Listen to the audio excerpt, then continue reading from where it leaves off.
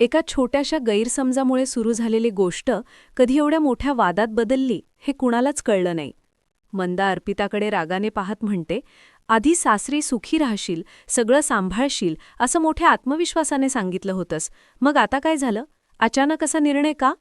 तिच्या आवाजात टोमणे, नाराजी आणि थोडासा तिरस्कारही असतो. हे ऐकून अर्पिताच्या डोळ्यात पाणी येतं. ती स्वतःला सावरत म्हणते, माझ्यावर अन्याय झालाय, माझा अपमान झालाय आणि आता मला इथे एक क्षणही थांबायचं नाहीये. मी निघून जाणार आहे. तिचा आवाज थरथरत असतो, पण तिचा निर्णय ठाम असतो. हे सगळं पाहून दादा पुढे येतो. घरातला ताण वाढलेला जाणवतो आणि तो अधीराकडे बघत ठामपणे म्हणतो, तू मोठा आहेस, जबाबदार आहेस, चूक झाली असेल तर माफी माग, एवढा अवघड नाही. पण अधीरा अजूनही आपल्या अहंकारात अडकलेला असतो.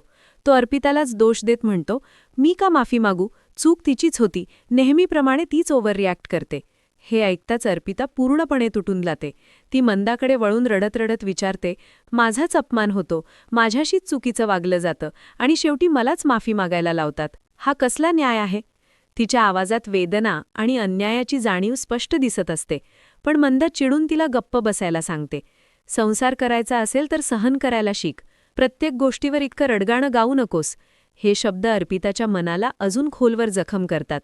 ती सगळ्यांकडे पाहत हताशपणे म्हणते, तुम्हाला फक्त माझ्या संसारावर बोट ठेवायचं असतं, पण माझ्या भावना, माझं दुखणं, माझा अपमान हे काहीच कुणाला दिसत नाही. वातावरण आणखी ताणतं जातं.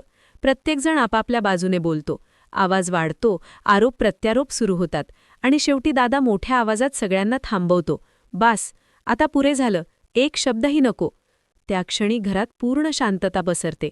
सगळे एकमेकांकडे बघत राहतात. कुणाकडे उत्तर नसतं. त्या शांततेत हळूहळू अर्पिता दादाकडे वळते.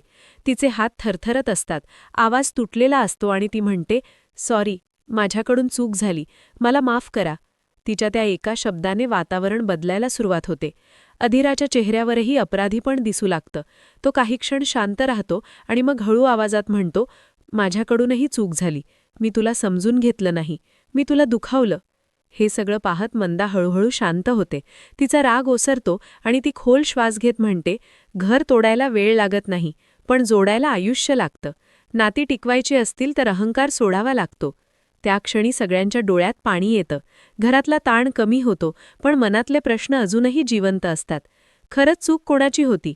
परिस्थितीची की माणसांची? अहंकाराची की गैरसमजाची? तुम्हाला काय वाटतं? नक्की कॉमेंटमध्ये सांगा. तुमचं मत खूप महत्त्वाचं आहे. आणि अशाच भावनिक, वास्तव आणि मनाला भेडणाऱ्या कथा रोज पाहण्यासाठी फ्लॅश खबर मराठीला आत्ताच सबस्क्राईब करा.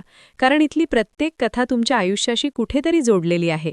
कधी डोळ्यात पाणी आणते, तर कधी नात्यांची खरी किंमत समजावते.